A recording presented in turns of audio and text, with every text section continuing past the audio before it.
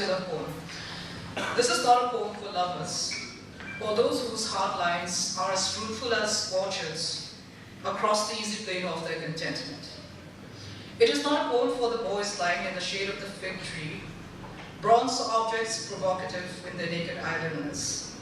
Though a smile passed between us like an iron flower, and they must have returned home with blood and leaves on their chests.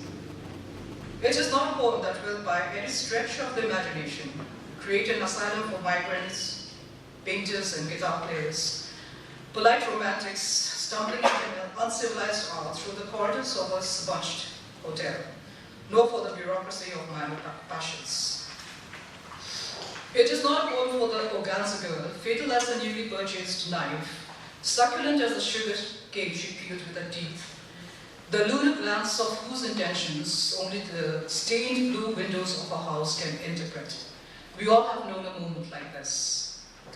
It will not salute the solitary waiters, dancing in the milky green smog of cheap tube lights, homeless as crumbs on the tables that have wiped all day, despised, though freshly barbered, by girls who in another place, if they were another race, would not tolerate such loneliness in men without doing something about it.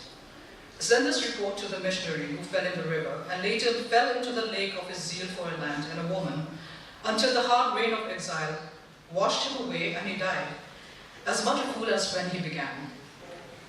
It is not a poem for Jacob who loved, but for Esau who was hated, who was not far-sighted, who we remember as a Neolithic gunslinger, bottle sucker and hairy forerunner of malcontents, who now trawl the epiphytic routes of cyberspace, searching for the penultimate good bomb.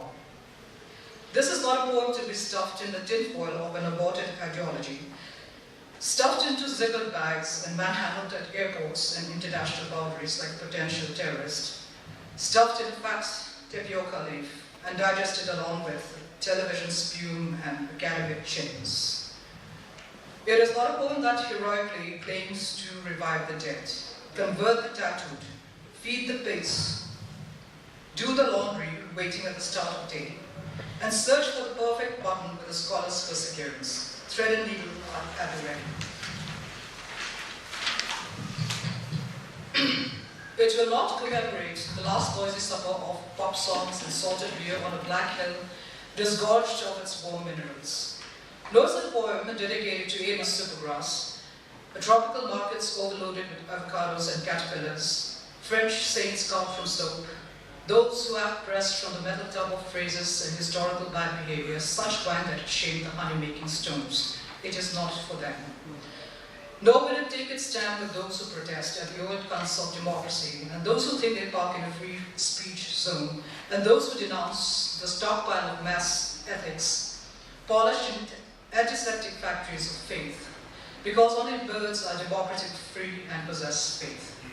Nor is it a poem whose location can be found in calendars, whose trajectory, calculated by the speed of solar wind, at the congruent angles in a Gregorian month where reality and justice can meet. It is a poem celebrating the impossibility of arrival and the necessity of violence, because these two are constants of the whole sad, untelevised truth. It is a poem that has agreed to conspire against itself.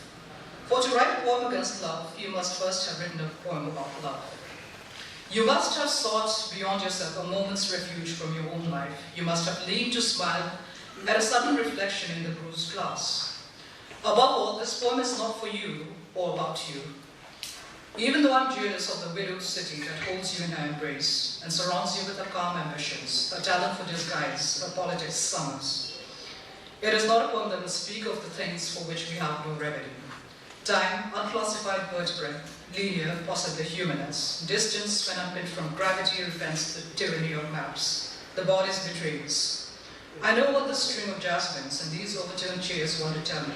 I know if I should kiss you, your mouth will taste of love and whiskey. Thank you.